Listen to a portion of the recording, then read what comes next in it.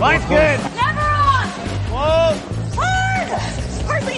Come on, Brent. Line's good. Got real close. The hair high, right? Try and hit 2/3. Have they saved it for her? Yes, they have.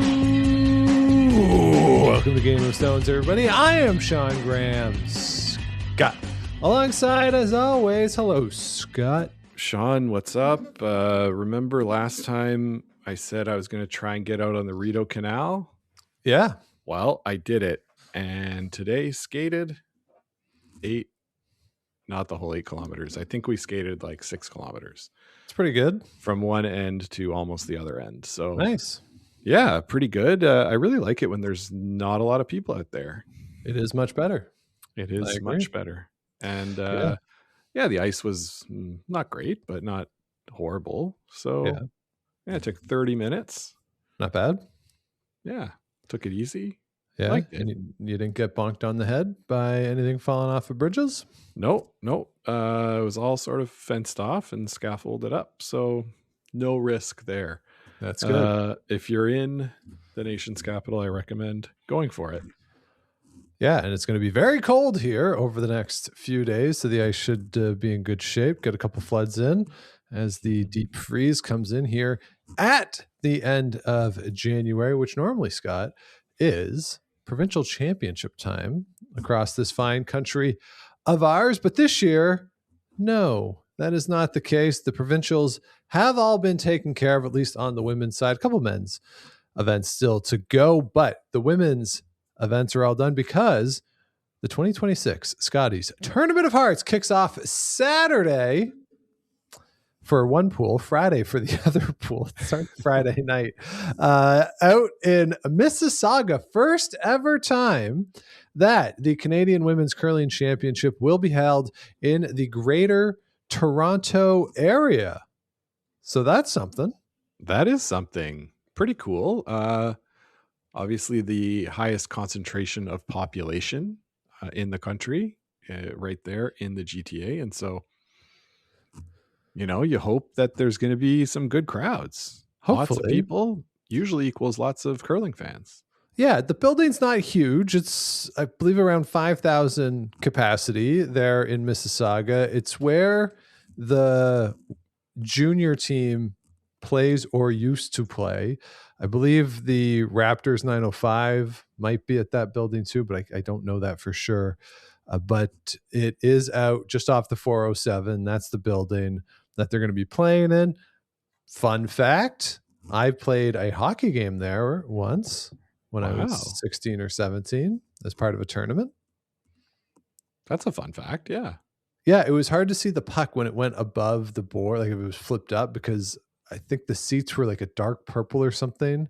Oh. So the contrast, it just made it hard to see the puck sometimes. I don't know how the goalies did it, but is it where the Ice Dogs used to play? Is that I think so, yeah. Is there still a team in Mississauga? I have no idea. The OHL is a blind spot for me, I must say. Yeah, I got to be honest. I only know about the Peterborough Petes.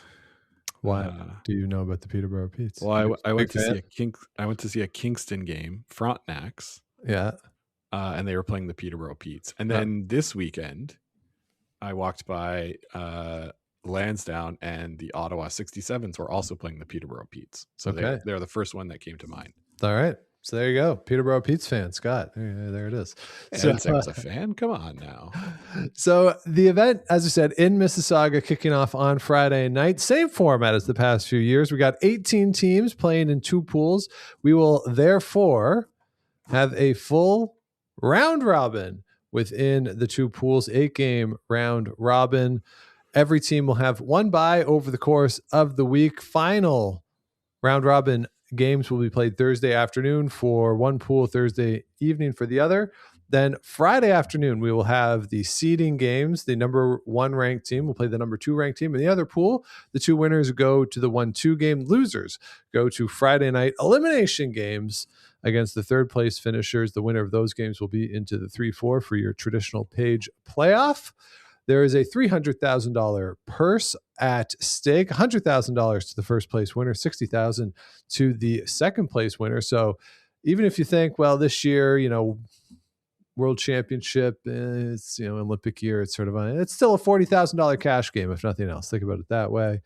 Mm-hmm. Normal timing rule still in play, 38 minutes, 1 time out. And the stones that will be in play will be the same as were used at the PointsBet and at the Canadian Olympic Curling Trials. Scott, one thing I kind of wish they would do, even if the stones are the same, they should switch the handles around. Ooh. And then all these, like, they have to relearn the stones. You can see, like, if that's really a skill and who can pick up on the stones, like, that's part of it, then just switch the handles all the time. Yeah, that's a good idea. I like that, Sean. Because then rock 6 on sheet D ain't rock 6 on sheet D no more. So,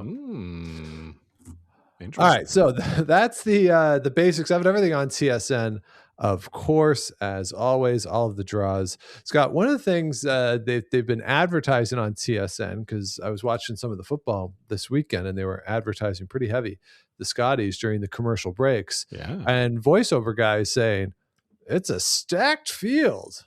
And I thought, is it a stacked field?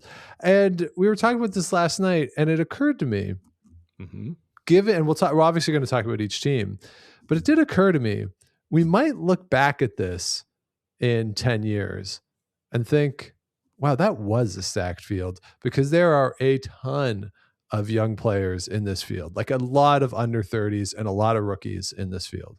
Yeah, I think you're right, Sean. That's what I was thinking too, that right now it doesn't look like there's not as much star power. And, without Rachel Holman there, there's going to be less star power.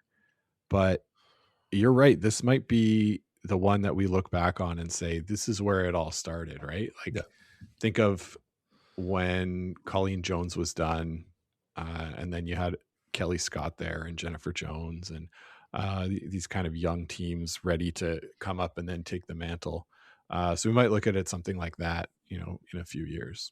Yeah, that next generation, or even if you think of to the Briar, 2017, 18, that range, Botchers first, Dunstones first, and they don't tend to not do that well in your first one. But as you get more and more reps, especially in this format for those teams who are going to go play on tour, probably going to be there a lot, if not every year. So this could be the start of something for some of these younger teams. As said, 2 pools, Pool A, Pool B. The pools are in number A, Canada, British Columbia, Manitoba Laws, Ontario, Saskatchewan, Nova Scotia, Stevens, Northwest Territories, Quebec, and Yukon. Pool B is Alberta, Skurlik, Nova Scotia Black, Alberta Sturmey, Manitoba Peterson, Northern Ontario, New Brunswick, Newfoundland, Labrador, Prince Edward Island, and Nunavut. Scott, is there a pool that is stronger than the other? Probably Pool B is a little deeper, but I don't see too much difference there. What about you? Yeah, I think Pool B on the surface does look a little deeper, but as we get into it, I think Saskatchewan being ranked relatively low, given the caliber of those players, might be a little sneaky. They're kind of the Krista Scharf of Pool A in that sense, like a team that's pretty good, that's lower ranked. Yeah. So that'll be kind of an interesting one. I do think, Carrie Anderson, I think, is the favorite, and she's in Pool A, so you sort of lean that direction a little bit. But we'll talk about all those teams. Scott, one of our favorite things to do in these previews is, of course, the big question. How many of the 18 teams do you think can win this week? It's a tougher question this year than usual. Yes. Because I think a lot of teams can beat a lot of other teams. You know what I mean? Like on any given day, I could see, Jolene Campbell beating Carrie Anderson in one game, right? Could happen. That being said, I'm going to say there's five teams that can win, maybe 6. Oh, wow. Okay. I got 4. Okay. So I got Canada, Carrie Anderson. Yeah. Christina Black, Yeah. Krista Scharf, Okay. Caitlin Laws. And I have only those 4 because I think for the other teams, it's so hard to win that young. And for the first time, right? Like, yeah. I mean, Skrlik and Sturmey have been there before, so you could talk me into either one of them. yeah, But I'm not going to give too much away, but I really kind of like this British Columbia team. okay. Taylor Reese Hansen. Yeah, they are good. Yeah. So they're one that I think could win. Okay. All right. So those are the pools. Now let's go through the teams. Scott, let's start in Pool A, because that is where the almost defending champions are. Team Canada, Carrie Anderson. They are not the defending champions. They did lose last year's final to Rachel Homan, who will not be participating this year as she preps for the 2026 Winter Olympic Games. So we do get Carrie Anderson and her team, along with Val Sweeting, Shannon Burchard, and Carly Burgess. They went 6-2 last year in the round robin, lost the 1-2 game to Rachel Homan, also lost that final, as mentioned. This year, they lost the final of the Players' Championship in their most recent event, also the semifinal of the trials to Christina Black. Last year in the Scotties, they gave up 17 steals against in 12 games, which is really surprising and not something I would have guessed. But they also led the field with threes by scoring 7 threes. So that is something that would indicate they're just playing with a lot more rocks in play than they used to. They did give up 3 steals in that final, which obviously hurt them. But Scott, I think they're the favorites going into this. And I did learn something in prepping this episode, that Carrie Anderson is a commercial fisher. Hey, look out. So there you go. Well, good for her. Yeah. So Scott, you have, I should say, you've pulled statistics for all of the teams in the field. So what do you got here for Team Anderson? Yeah, so I pulled all of these stats from doubletakeout.com, which is the Ken Palm's ranking site. And I basically scraped the data together. So I've sanity checked it a few times. It seems like it's good. Like it's matching what I calculate manually. So what I've calculated here is hammer efficiency.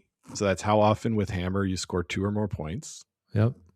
Force efficiency, which is how often you force the other team to score 1 when they have hammer. Steal efficiency, so how often you're able to get a steal. And steal defense, which is how often you're able to like not give up a steal. So to limit the number of stolen ends when the other team has the hammer, or when you have the hammer, rather. Clear? Gotcha. Okay. So then you use those stats to combine hammer efficiency and you subtract steal defense. And that gives you what's called a hammer factor. And I should give credit. This is these are Kevin Palmer's creations. So shout out to Kevin for this. But basically your hammer factor is measuring your overall efficiency with the hammer. A higher number is better. Okay. Like, do you know what like an average would be? So really good teams. Yeah. I should calculate Rachel Homan's right now. But really good teams are going to have hammer factors like above 0.2. Okay. Above 0.3. Okay. 0.3 would be really good. Yeah. So like 0 would be on average? No, like pretty much everyone would be above 0. Okay. Yeah. If you're below 0, then that's really not very good. Okay. And then, so the hammer factor is how good you are with the hammer. Then the without hammer factor takes your force efficiency and adds your steal efficiency. So how often are you forcing and how often are you stealing? Add those numbers together. Higher number is good. Okay. Higher number, right? Good. Yeah. Higher number good. So those numbers are a little bit higher just because of the way that the percentages work. And in Hammer Factor, you're subtracting something. So I've done that for all these teams. Carrie Anderson's Hammer Factor is only a 0.12, which seems low to me. And then I said, you know what? I can't just use. So this is all of season 2026's data. Right. I said, I got to go back and I got to look at 2025's season data as well. And for the whole season, over 60 games played last year, 0.15 Hammer Factor. So I think what you're seeing, Sean, is that they're scoring these 3s and 4s, but they're not converting their hammer as much as you would expect or hope when you're at that top level. Team Homan, for instance, has hammer efficiency of 43. So a hammer efficiency of 43, and a steel defense of 0.14. So if you subtract that, you're going to get 0.29. That's ridiculous for a Hammer Factor. So if you're seeing that thing, that's sort of the area of what you want to attain. Right. But in the contrary, the without Hammer Factor is quite high. It's 0.82. It's sort of, looking at all the teams in this field, it's sort of around the middle of everyone. So like, they gave up a lot of steals, which you mentioned there at the top last year in the Scotties. And so that seemed like that was hurting their Hammer Factor, giving up those steals.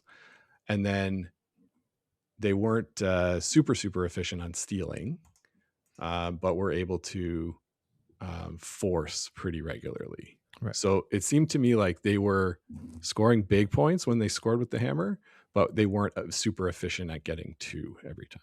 Gotcha. So you need to see an increase in that. Ideally, yeah. I think what you'd want to see is an increase in that hammer efficiency. 0.39 is not so bad for efficiency, but it's the steel defense that they're really going to need to improve. All right, Scott, you mentioned British Columbia. I'm just going in order of ranking here for how the teams are ranked and seeded going into this. So next in the seedings is British Columbia, Taylor Reese Hansen, the British Columbia champions, alongside Megan McGilvery, Kim Bonneau, and Juliana McKenzie. They beat Corinne Brown 9-5 in the British Columbia final, sending Team Brown off into the scattering to the winds. Yes. This season so far, they are 42-18. They won an event in Lloydminster in October. They won the Canadian Open Tier 2. They are all rookies at the Scotties. They are all under the age of 30, and they are all very good, but it is very hard to win your first time there. Yeah, it's really hard to win your first time there. But Sean, this team is on a heater this year.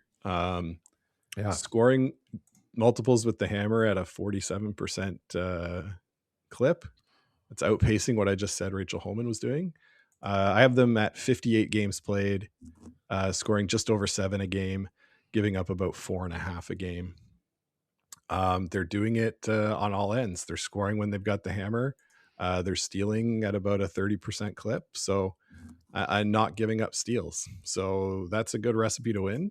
Yeah. Now, I would just interrupt you on that. When you make the comparison in terms of the hammer efficiency related to Rachel Holman, they have not played the same caliber of schedule, of course, as Rachel Holman. Of course, you play who's in front of you for sure. Yeah, and they don't play they haven't earned entry into the highest level events yet. Of course, but what I'm trying to say is the sample size is not small either. Sure. It's 58 games played, the most number of games played. So yeah, I'm really excited to see this team at the big stage and see what they can do and see if they can continue it against, like you said, higher caliber players. Yeah, it'll be fun to see, and new teams are always fun. Rookies are there, always excited. So that should be a good week for them. Hopefully a good week for them. All right, let's move on to the third ranked team in the pool. It is Team Manitoba Laws. That is, of course, Caitlin Laws alongside Selena Negevin. But change in the lineup to the front end. Of course, Jocelyn Peterman is otherwise occupied during this time. If Rachel Homan and her team can't play, Jocelyn Peterman even more can't play because the mixed doubles at the Olympics kicks off before the opening ceremony over there in Italy. Yeah. So Laura Walker is in for Jocelyn Peterman. Caitlin Laws was just announced as the last team in as well, with Rachel Homan not being eligible to participate. The decision was made that the highest ranked team in CTRS points that had not won their provincial championship would get in. That is Caitlin Laws. She lost to Beth Peterson 9-7 in the Manitoba final. 4-3 back at the trials in Halifax. Last year, they went 4-4 in the round robin. Curiously, though, Scott, all 4 players on the team last year were plus in the plus minus. So they were plus players, but did go 4-4 over the course of the week. What I find interesting about this team is in the 4 years they've been together, the results have been more uneven than you would expect for 4 players of this caliber. Is this the week that it all kind of comes together for them, or is this kind of the last hurrah and they go their separate ways? And I've said it before. I think Caitlin's too good to be a skip. Now she's not skipping; she is sweeping now, and Selena is calling the game, which worked out pretty well, I think, in Halifax. I liked the dynamic of that better at the course of the trials, and of course now with Laura Walker coming in, they've all played with Laura Walker before, but it is a new player coming in at the latter part of the season, so that'll be an interesting dynamic. Laura Walker, of course, a good player though, so I don't know. This is a field I think they could do well in with their experience. I think so too. It's they haven't been, like you said, as good as you would expect. So I wanted to look at if after the change that they made to the lineup this year, if they were doing anything demonstrably better. And looking through things, it's not really the case. It's kind of like maybe they're forcing a little better this year. Not even. It's all pretty close to the same as it was last year. So I don't know. We'll see what they can do. Obviously, they've got all the talent, and if they won, I don't think we'd be surprised. I'd be a little surprised. I mean, I have them as one of my 4 teams that can win, but I'd still be a little surprised. Exactly. Yeah, they're one of the teams that can win because the pedigree's there, right? Yeah. So, but the results just haven't been what we all expected when these 4 players got together. All right, next up, Scott, is the hosts, Team Ontario. It is skipped by Haley Armstrong. This is her 3rd appearance at the Scotties. First for Ontario, though. She played with Laurie St. George in 2021 and 2022. She's alongside Scotties rookies, Grace Lloyd, Michaela Robert, and a 2nd appearance for Rachel Steele at lead. They beat Danielle Inglis 10-3 in the Ontario final. They are all under 30 years old. This is another team that we could look up in 10 years or so and say, well, this is where it really started for them. They are 30-20 on the season as the numbers I got. All their games have been played in Ontario. Fun little fact for them, though, Scott. Their alternate, one Laurie Eddy, is going to be there on the bench with them. So that'll be fun to see Laurie. I'm sure Ontario will get a TV game at some point, probably over that opening weekend. Haven't looked at the matchups yet, but really cool for them. But Scott, another young team, 2 rookies, going to be hard that first time for Haley as the skip as well. There's some extra responsibilities, extra things that go along with being a skip versus a non-skip player. So it'll be tough for them. I don't know how much pressure there'll be as the host team. It's not like Saskatchewan, Manitoba, or Northern Ontario like last year, where there's that much pressure. I mean, the Ontario fans want Ontario to win, but if they don't, it's probably okay. They're fine. Yeah. I think this will be really cool, and they're the only Ontario team, right? I guess unless you count Northern Ontario, which don't get Dean's gonna text us now. Oh boy. So yeah, and Haley's from this area, which is kind of fun for us, right? being from the Ottawa Valley. So, that not as many. Oh, they've played quite a lot of games, like you said, all in Ontario. So take that with maybe a bit of a grain of salt, but their numbers are pretty good. Their hammer factor is a little lower than you would expect, but they're without hammer factors a little bit higher. So with that, they have around the same combined index if you add those two numbers together as Carrie Anderson. Okay. So obviously like you said, the caliber is not the opponents are not the same caliber, but they're doing what they need to do to win games. I'd like to see their hammer efficiency come up a little bit. It's 34. You'd like to see that around 0.4 if they're gonna win the whole event. But it'll be fun for them to get some experience at a Scotties. Most of them their first ones, not for Haley, as the home team. Like you said, that'll be cool, and it'll be fun to see them sort of grow into this. And Ontario is notoriously, the home of Team Homan, but with the extra CTRS berths now, the auto berths, it could be their time to win more Ontario championships. Yeah, going around. Absolutely. All right, next up is Team Saskatchewan. It's Jolene Campbell. Her fourth appearance out of Scotty, second as a skip. First time was back in 2016. She went 6-5. She's joined forces with Robin Silvernagel, who has skipped at this event before, alongside Rachel Big Eagle and Dana Demmons. They beat Jane Tisdale in a gunner-like 4-3 final in Saskatchewan. They opened their season in Winnipeg in September. Everything else has been in Saskatchewan for them. 27-10. Scott, as the great Dolly Parton has taught us, though, it's very easy for Jolene to take my game, but she doesn't know what it means to me. Jolene, what do you like about this team? Well, you mentioned those low scoring games, Sean. Their force efficiency is quite good. Almost 50% force efficiency.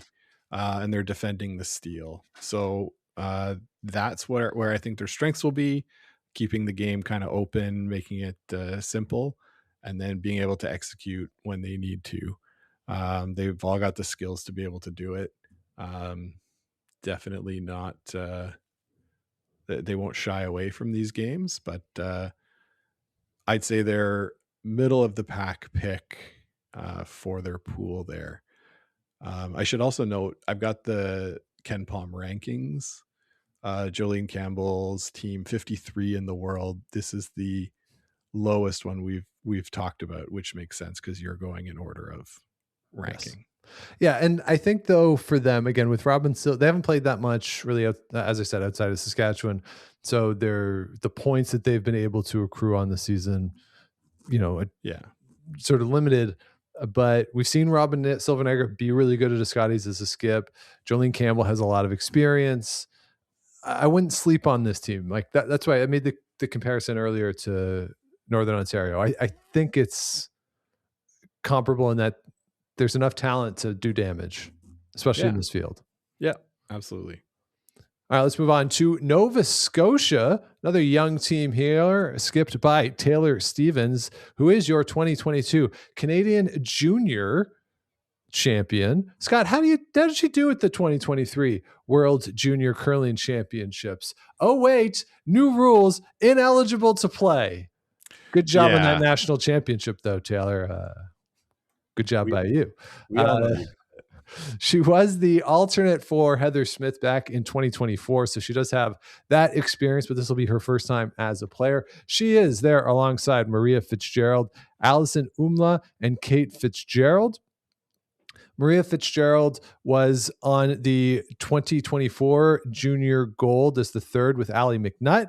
Allison Umla was also on that team, and Allison Umla and Kate Fitzgerald were on the 2022 Canadian Championship team with Taylor Stevens. So we got 4 Canadian Junior champions, not necessarily all together, but they all do have a Canadian Junior Championship under their belts. They beat Isabelle Ladouceur 12-5 in the Nova Scotia final, 15-5 on the seasons.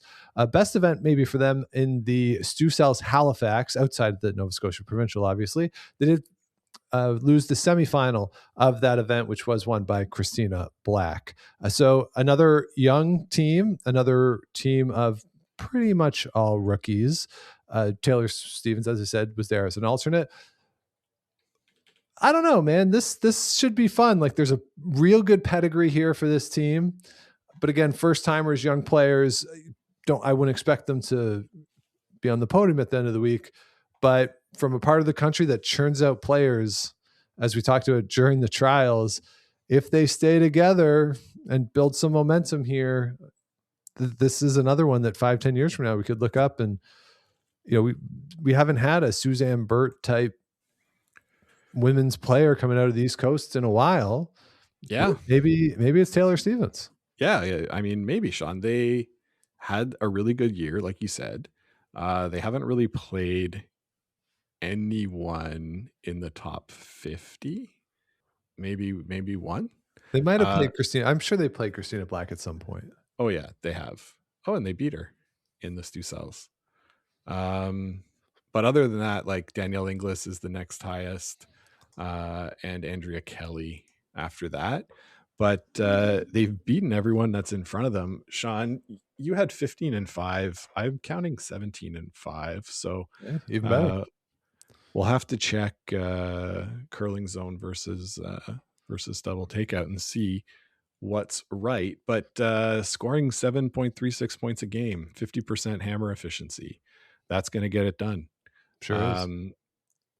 Yeah, this team has the highest combined team index, adding the hammer factor and without hammer factor, of everyone in the whole field. Small sample size, competition obviously is not the same, but they've got the skills there to be able to put together a good week.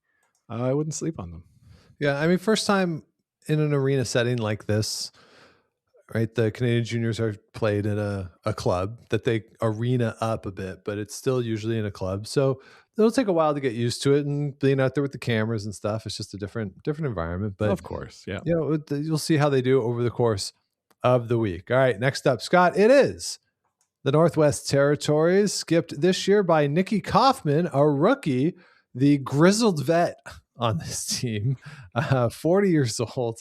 She was alongside Megan Kohler, playing in her 7th Scotties, and the two young ones, Sydney Galusha at 16 years of age and Ella Skog at 17 years of age. They also have their alternate, Bryn Choroskowski,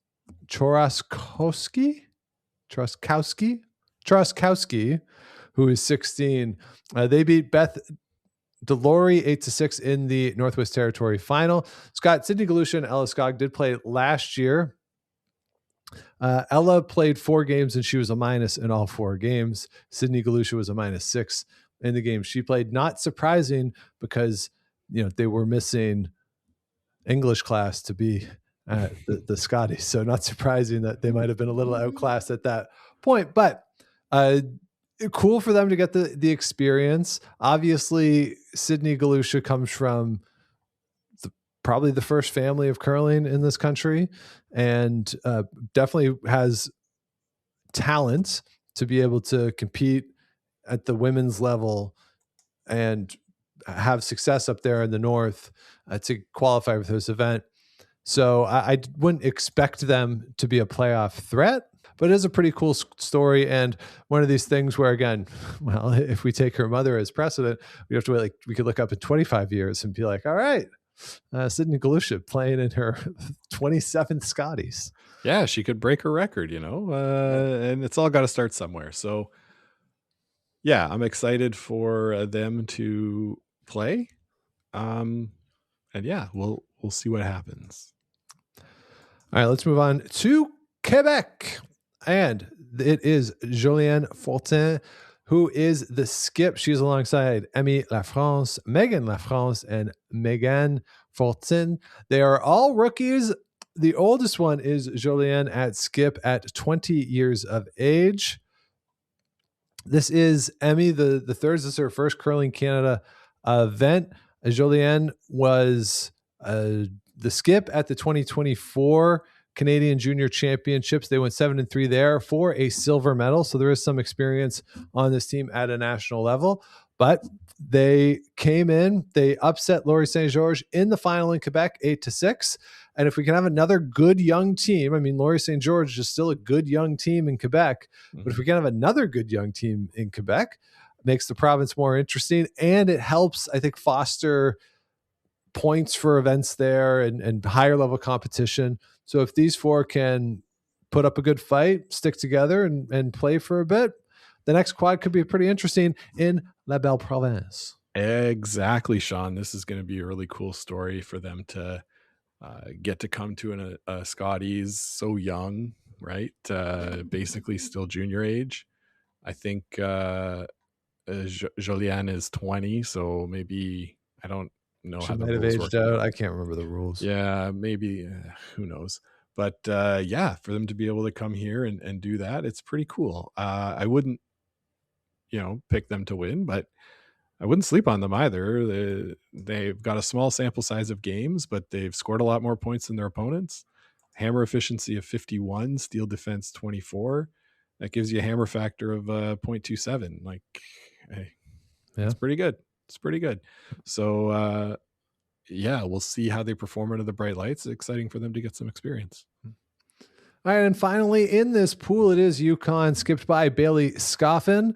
They were acclaimed as the Yukon territorial representative. This is Bailey's third Scotties. She's gone 1-7 the last 2 years. Raylene Helston is the third. Patty Wallingham is second and will be holding the broom for Bailey. And Bailey Harvey is also on Horvey. Yeah. And Bailey Horvey is the lead. Raylan Helston and Bailey Horvey are the same as last year. Patty Wallingham is a new addition to the squad, another grizzled vet in her early 30s, yeah. Which in this field is, actually is kind of grizzled, given how many young people there are. Scott, I think the question for this team, specifically for Bailey Scoffin, can they improve on their 1-7 finishes the last 2 years? Can they get that second win, maybe even a third win? Who knows? But that's what you like to see with these teams that come down from the territories to compete, especially when they're repeats. You've seen this with her brother, Thomas Scoffin at the Briar. He's now in his 6th or 7th at least.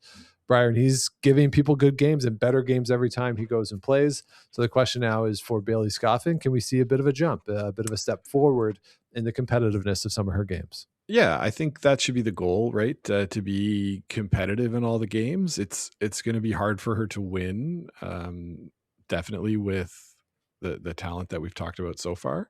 But seeing how she's been there before, maybe she can get the edge on Team Quebec. Or there's always the territorial rivalry. You always want to do well in that game. So those are the two I would see as the most obvious candidates. But they might be able to jump up and bite somebody that's not taking them as seriously as maybe they should.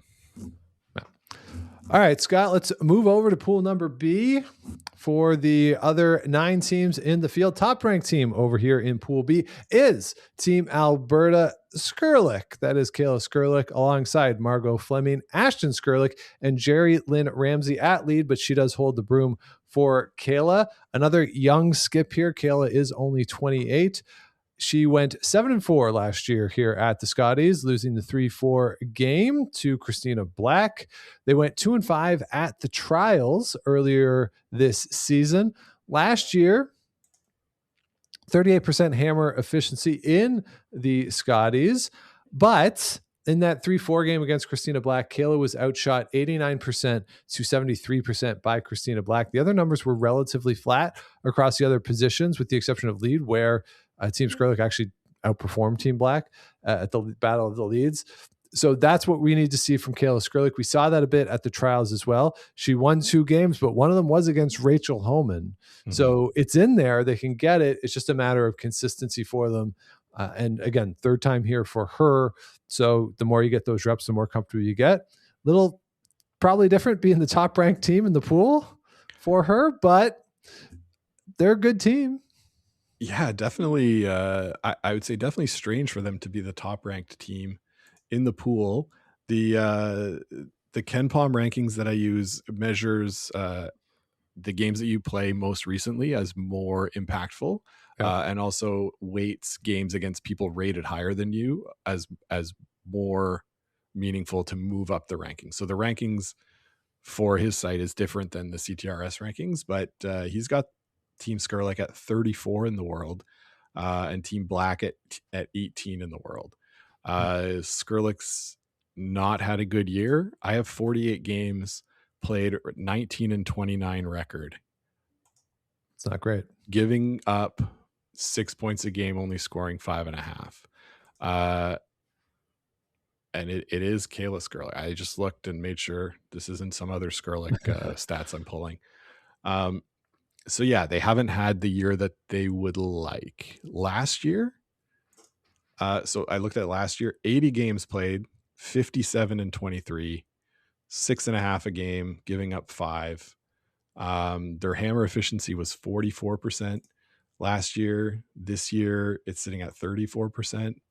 And I think the big difference is the force efficiency, 54%, whereas this year it's down at 48, and steel efficiency at 22 this year, which is a big drop from 29 where it was last year. So that's the difference. They're just not executing as much as they'd like. We know it's in there, right? Of course. So it's just about putting it together, right? These numbers indicate what happened. They're not necessarily predictive of future success, but not playing the best right now. Coming in as the top ranked team in the pool, it's going to be tough. There are some good teams in this pool, but they're going to need to play better than they have to play up to those expectations. All right, Scott, let's go to Nova Scotia and Christina Black. They were one of the pre-qualified teams. It is Christina Black alongside Jill Brothers, Jen Baxter, Carly Everest, and Marley Powers. The final 3, they rotate in and out as the front end players. Christina Black and Jill Brothers are always in there as the back end. They went 6-2 last year. Semifinal loss to Carrie Anderson, 4-3 at the trials, lost the final to Rachel Holman. Had a chance to win that first game of the best of 3. Last year, Scott, I was interested when I saw this. If you remember, in the semifinal against Carrie Anderson of the trials, Christina Black threw an out-turn hit, and it was just after Colleen Jones had passed, and she made a comment of, I just wanted to be like Colleen to throw an out-turn to win the game, an out-turn hit to win the game. Last year, they threw 954 shots, roughly. No, it's less than that. 951 shots. Okay. 557 of them were out turns. Okay. Like 394 were interns. So like 58, 60%? Yeah. So definitely favoring that out turn. And you can see why in the numbers, their out turn team percentage was 86%, intern team percentage, 82%. I think that is enough of a sample size that if I'm an opponent, I'm looking to force them in turn as much as possible. Yeah, that's a good way to approach it. And I'm sure their opponents have seen those stats too. Last year, Sean, they were great. They were a terrific team, playing hot coming into the event. 46-13 they ended on the year last year. This year, more middling results, but they played better teams. Yep. Tougher schedule for sure. Tougher schedule. But what they're going to need to do is start scoring more. Now, their numbers are going to be skewed a bit by those 2 huge blowouts at the trials that they had that first weekend. But they're giving up more points per game than they're scoring. Just barely, but a little too much. Not converting as much with hammer, and really not defending the steal, a 0.3 steal defense. is not so good, not what you want. So that's bringing down their hammer factor score. So we're going to see that be the key for them, limiting the steals and then capitalizing when they get the chance for the hammer. That's going to make the difference for this team. They've got all the shots in there. It's just about limiting mistakes. Yeah, and I'm curious for them what they will come out with given what happened in Halifax, right? You mentioned those first two games where they just kind of got blown off the ice, and those first two games against Anderson and Homan, and then they come back and get to 4 wins. They go 4-1 the rest of the way, get that semifinal win. They, sitting there, they need Caitlin Laws to make a run back to even get into the playoffs after they're finished, and they're sitting there at 4-3. Of course, Caitlin makes that shot and they get in. So to me, it's almost this case of, all right, you had this really great, kind of signature moment in Halifax at the trials. Do you come out now, you play loose, you're confident, you've had this really cool thing? Or is it kind of like Rory McIlroy last year after you won the Masters and the edge is kind of gone for a bit? Like you've done this thing, you've accomplished a bit of a goal, and now you're like, okay, like you kind of got to it takes a while to get the mojo back. I hope it's the former rather than the latter, because not to spoil my picks, but it might be them this year. But to me, that's kind of the curious thing to see how this team comes out, especially early in the week over that first weekend, and how they come out of the gate. Yeah, how they'll adjust their strategy, I think, to avoid the same fate. So, yeah, will they have learned from that to say, hey, let's not, force the issue too much early, take the time to get to know the ice better. We know there were some oddities with the ice in Halifax there, but yeah, I'm interested to see this as well. All right, Scott, let's move on to the other Alberta team in this field. It is Selena Sturmey and her team with Danielle Schmiemann, Desiree Haas, Paige Papley, who actually has my favorite name in all of curling is Paige Papley. All 4 of them, Scott, under the age of 30. This team went 8-3 back in 2024. 4-4 last year. Tough week for them. They did go 4-3 at the trials. We're just edged out on the tiebreaker, as mentioned, with that Caitlin Laws making the run back. Desiree Haas actually has a birthday during this event. She'll be turning 30. So she will be going from the young side to the old side, just like that, on January 23rd. They did biggest event for them on the season was the pre-trials, which they want to get into those trials. Somewhat curious, Scott, here. Not curious, it's just impressive, actually. Last year, even though they went 4-4, they won the draw to the button in all 8 of their games. So they started with the hammer every game. Wow. They did give up 5 threes and a 4, though, over the course of the week. And that kind of takes away some of that early advantage of having the hammer when you're giving up those big ends somewhat consistently through the course of the event. But as we saw at the trials and as we saw back in 2024, Selena has all the shots. She can play with anybody. Now it's a case of consistency for her. She's still young, right? She's 27. And, skipping, you don't really hit your prime till probably your mid-30s. So, but she's getting these reps now, demonstrated a lot of skill, demonstrated a lot of talent. She's won a national championship at the junior level. And again, in a somewhat open field, this could be a chance for them to get a bit of a breakthrough. Definitely, Sean. I see this as the skill that they've done the best this year is at forcing their opponents. Forcing at a 64% clip. That's the top in the field. And if they can combine that with converting their hammer more often than not, that's going to bode well for your chances. So they've done a pretty good job of those 2 stats, and those are the things that they're going to need to do going forward. I think if they start giving up more deuces, feeling the pressure to play more aggressive, get more deuces, that's where they're gonna lose the trail a little bit. Yeah, I don't think from what we've seen of Selena that she's kind of guilty of that. She seems very calm out there. Yeah, kind of that very cold-blooded skip. Like, don't get too high, don't get too low. Just out there. Like, she looks like her heart rate is the same the whole time.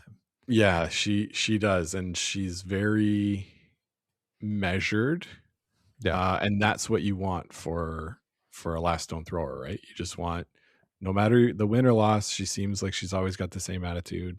And that can take you a long way, along with, making a lot of shots. That is helpful. Yes. Mm-hmm. All right, Scott. Next up is Team Manitoba Peterson. It is Beth Peterson, but it will be Kelsey Calvert skipping the team alongside Catherine Rimillard and Melissa Gordon-Kurz. They went 2-5 at the pre-trials this year. Didn't get into the trials. Kelsey Calvert was the third for Kate Cameron back in 2024. Beth Peterson's lone appearance at a Scotties was back in 2021, where she went 7-5 in that event. Not great results for this team over the course of the season. They went 1-3 at the Masters Tier 2. They went 2-2 at the points bet. They did, though, of course, win Manitoba, which is a tough province to win. They beat Caitlin Laws in the final, and they do have Jill Officer on the bench with them as the coach. That is pretty good experience, that when you call a timeout, I wouldn't mind having Jill Officer come out to give some tips, give some advice. So, Scott, we saw with Beth Peterson back in 2021, she can make shots. She's a really good player. First time back in a while, though. So this is a team that, I don't know, you could give me a floor of 3-5, 2-6, and I don't think I'd be stunned, but I also wouldn't be stunned if they're 7-1 and finish first. Yeah, I think that's the right way to look at it. Obviously had a good week at the Manitoba Scotties, prevailing in that final to earn their berth here. You're right. I could see a lot of things happening for this team. I'm looking at their stats this year versus their stats last year. Pretty similar. They're not outstanding at anything, and they're not bad at anything. Maybe a little bit better this year. But you're right. I could see a wide range of outcomes, and none would really surprise me. No. All right, Scott, another team that potentially could have some wide range of outcomes. That is Northern Ontario. Krista Scharf and her team making her 13th appearance at the Scotties with Ashley Sipola, Kendra Lilly, and Sarah Potts. Of course, Andrea Kelly left the team after last season, back to New Brunswick. This team went 4-4 last year as the home team in Thunder Bay. They beat Robin Despin 9-7 in the Northern Ontario final. Despin? I don't know. That's how I would say it. Despin. In the Northern Ontario final. Last year, Scott, in those 8 games, they, of course, went 0-4 to start, finished up 4-0 to finish. Krista McCarville in the plus-minus was even. She went minus in the 4 losses. She was a plus in the 4 wins. And yet again, that is why they put the Skips name on the team. Also should note that Bella McCarville, Krista's daughter, their 16-year-old daughter, who has played in the Canadian Junior Championship, has played in the Canadian Under-18 Championship, is going to be the alternate. Would not be surprised to see her get a few ends in a couple blowouts, if there are any, at some point during the week. But a cool story there for another young player making a Scotties debut. Yeah, we'll see about that, Sean. I was looking up the media guide while you were talking. Did you mention that Kendra Lilly and Ashley Sipola have flipped positions this year? So Ashley's playing third. Is playing third, yeah. And Kendra's playing second. I noticed this at the playdowns at the Scotties, and I was like, that's interesting. But so it'll be a new dynamic for them at this level. I'm interested to see how it goes. Kendra's such a good sweeper. Ashley's got all the shots. So I'm excited for this team. I like Team Scharf and always want them to do well. So we'll see how it goes. I could see them winning, Sean. Yeah. But you could also see them going 4-4 again. I think the start is going to be the key for them. Yeah, I agree. And I think last year so much was built up to another one in Thunder Bay after the 2022 one was somewhat truncated in terms of fan participation. Bringing in Andrea Kelly, like a lot of just expectation to it. And that, if one of the games too, I think they just said, "Can we get off this ride, please?" Like we're not having fun. But then they were able to rebound and get that. So maybe it's sort of a relief that that's done, that's over with. Like now they can just go play. We'll see. Yeah. But yeah, it'll be nice to see them back at the Scotties after what happened last year. Mm-hmm. All right, Scott, let's move on to New Brunswick. Melody Forsyth. She is making her Scotties debut. Stop me if you've heard that before. Alongside Rebecca Watson, Carly Smith, and Jenna Campbell. All of them, Scott, are rookies here. The oldest one is Campbell at 22 years old, but they got some experience with them. That is Melissa Adams is there as the coach, former Canadian and world junior champion. I think maybe it's a good thing for her that she's the coach. I'm sure I don't know if I'm sure she'd rather be playing, but every time, the last few times she's been there, whenever they've cut away or if she has been the feature game, Vic says a lot that she's the former world and junior champion, but then says the year. And like every time he says the year, and Melissa Adams must be like, Vic, you're killing me here. Come on, man. Like, dude, doxing me, dude. Come on, man. Just say world and junior champion. That's all you need. Like, you don't need to specify when. That's not that important every single time. I mean, come on. Scott, this team were 5-2 at the U25 Next Gen event back in August. That got them the silver medal. They lost to Selena Gray Withers in that.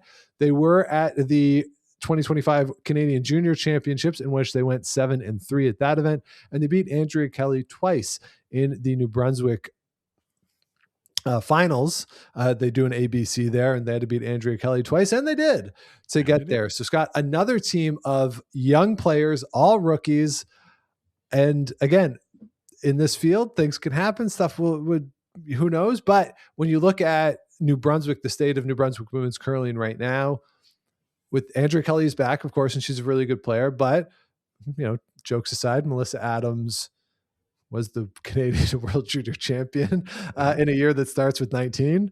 So when you look at maybe a change in the guard or next gen, again, we don't know what this team will look like if they want to keep playing as they get into lives, careers, whatever they want to do as adults. Mm-hmm. But obviously a lot of talent here. Yeah, a lot of talent. I think, Sean, that year Andrea Kelly won their pool and made some noise. I think that was 2022 in Thunder Bay. Not New Brunswick, in Thunder Bay. Yeah. That was a lot of fun, right? Yeah. That was a fun ride. Having a team from New Brunswick that you can cheer for, who's saying no? PEI. Yeah.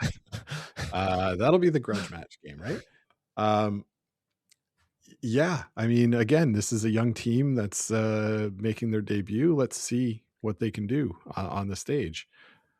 I wouldn't expect them to contend to get out of the pool, but it's going to be an awesome experience for them.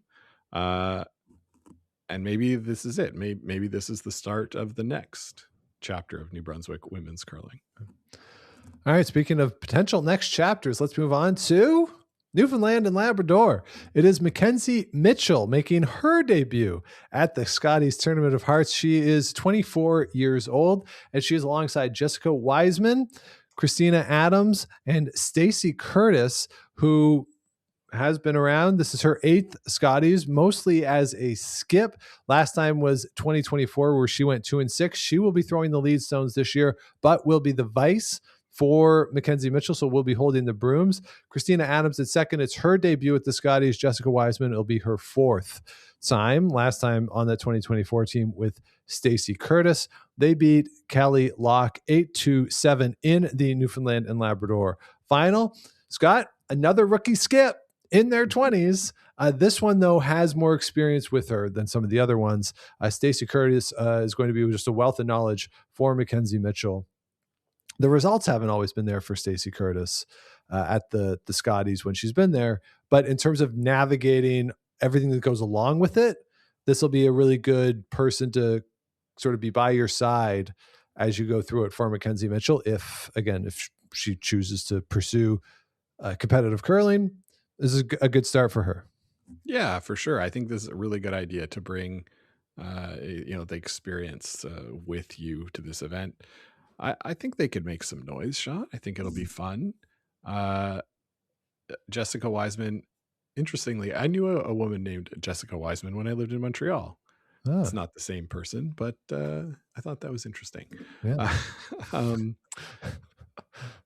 And yeah, that's about what I can say for the team. I think, they've got Jeff Cunningham coaching.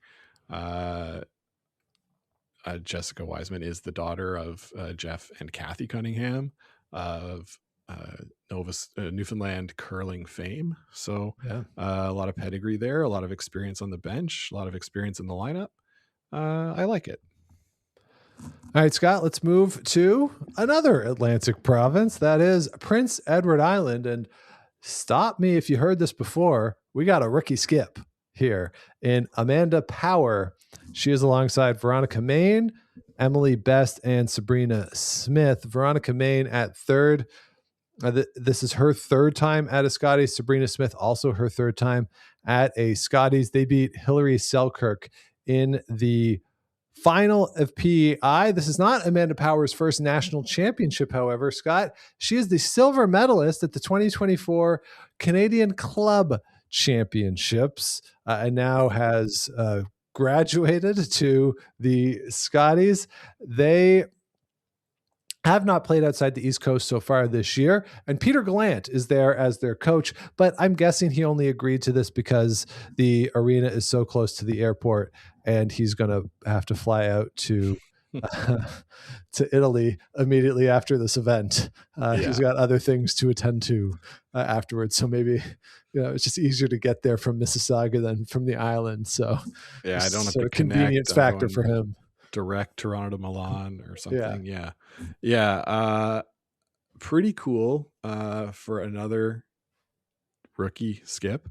I think that's going to be the theme. Sean, we should title this episode Scotties Preview Rookie Skips.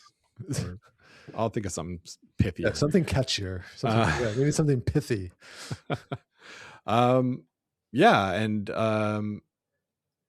Veronica Main the third. Her sister is Sabrina Smith the lead. So I always like when there's sibling connections on the teams, Sean. Because I have so much fun playing with you. I just think, they must be having so much fun playing together. Yeah, that's what I would put in my family section. Which is also the whatever mentions of my doctoral dissertation was. I have a brother. His name is Scott. It's perfect. I feel very honored by it.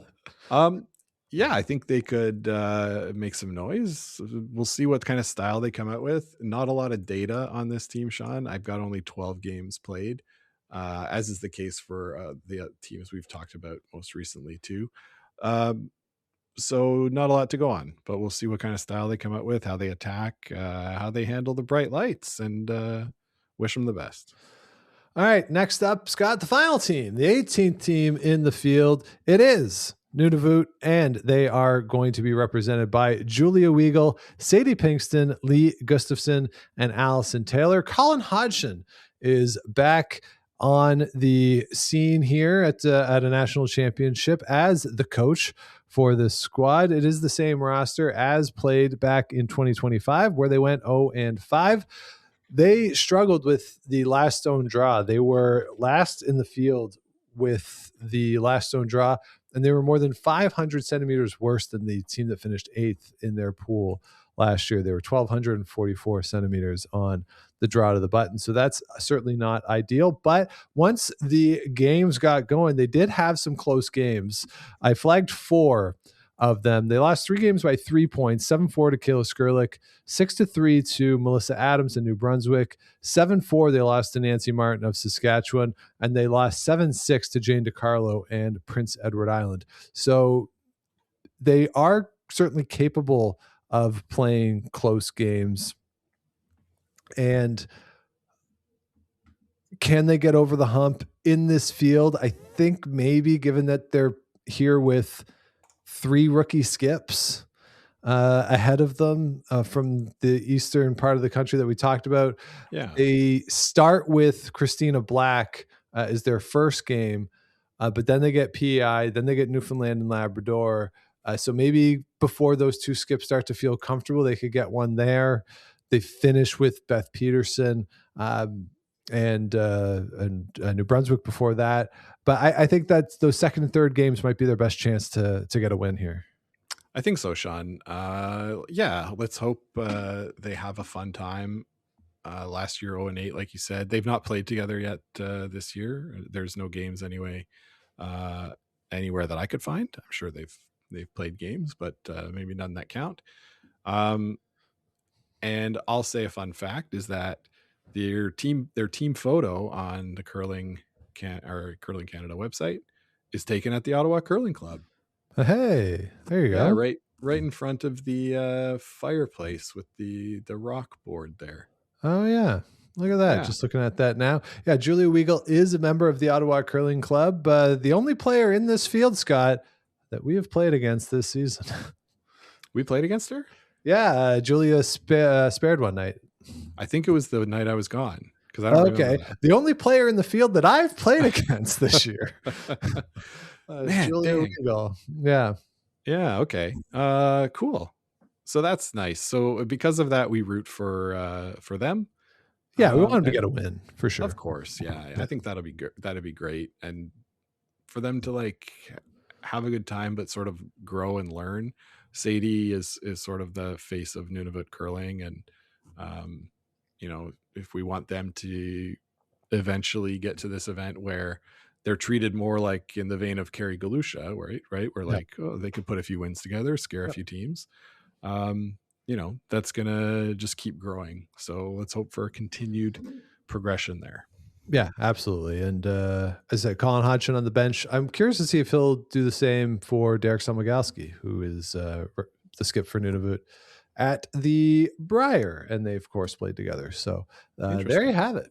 18 teams that are heading to Mississauga, Ontario for the 2026 Scotties Tournament of Hearts. Scott, who do you like to win this year and represent Canada at the World Championships in the spring? Sean, I think this year's event is Carrie Anerson's to lose. Okay. We went through all the numbers, not their best season if you're just looking at the stats. But as I said, stats are not predictive of what will happen. It's merely indicative of what has happened. That said, I like Taylor Reese Hansen. I think they're going to win. Okay. Let's go. All right. The numbers tell me. British Columbia. Okay. First, that'd be the first British Columbia win since Kelly Scott back in 2006, I think. Yeah, she was Team Canada. She was Team Canada, but a British Columbia team. So it would be the first British Columbia win since 2005. First British Columbia team since the back-to-back. That's right. Okay. Let's go. What's the rest of your podium? I'm going to say Anerson will be there and probably Christina Black. All right, so did you have a BC Canada final? Yeah, BC Canada final. So BC Canada final, which means that you have Christina Black in the bronze medal position, step lower on the podium than she was last year. I'm going to go with Christina Black to win this event. I think that's, this is a field that's pretty wide open. Carrie Anderson, they've been good, right? They're very, very good. Not at the top of their game that we've seen before. So if there's a chance maybe to trip them up, maybe this is it. So I'm going to go with Christina Black to win. I'm going to say she beats Krista Scharf in the final. In one of those games where like you want both teams to win. Like, I don't even remember I think it was the Olympics. It might've been in Paris where there was the two high jumpers that they just kept matching the height. And then eventually the official came over and said, you guys just want to share the gold. Like you can each win gold. and they both just started jumping around. Like, could we have that kind of a situation where it's like the 13th end or something, and the officials come over, or Vic is just like, I can't do this anymore. Like, you both win, like that. I think we'd root for that. I think so. That'd be nice, right? Yeah. And then you could put your squads together and form Team Canada and at the Worlds, right? Yeah. So there you go. So, and I'm going to put Caitlin Laws in the bronze medal spot. I gotta say, we see something funky on Friday where Carrie Anderson is in the one, like finishes first, but then gets tripped up and ends up down in that 3-4 game, and then loses to someone. Something funky happens. They have a good week and then get tripped up at the end. So so I'll go with Black, Scharf, and Laws as my 3. So there you have it. Anything else, Scott, that you're looking forward to for the 2026 Scotties? It was a lot of fun, Sean. I'm looking forward to it being in our time zone, which is nice. Always good. Last year, I think they were all further west, right? It was BC and Saskatchewan. Maybe. How Thunder Bay. Like the Scotties was in Thunder Bay. Oh, was it? We talked about it like 20 minutes ago. Remember the show that we're doing? And we talked about it. How quickly we forget. But I feel like a lot of curling lately has been out west. Either in the mountain. The trials were in Halifax. We were there, but either in the mountain or in the Pacific time zone. And so I'm looking forward to being able to watch it at regular times for me during the day. Yeah, that'll be great. And I really do think like we should put our flag in the ground here, Sean, and say that this is the Scotties that will start that next generation of women's curling at the high level here in Canada. We all know it's still Rachel Homan's mountaintop, right? Yep. And somebody's got to come and knock her down if they're going to take that mantle. But we're going to see a lot of teams next week that are coming for it. They're hungry. They're young. It'll be a lot of fun. Just a lot of fun. Yeah, I agree. And it's one of these things too, where, and we've talked about it before, the structure of competitive curling, like where are the opportunities?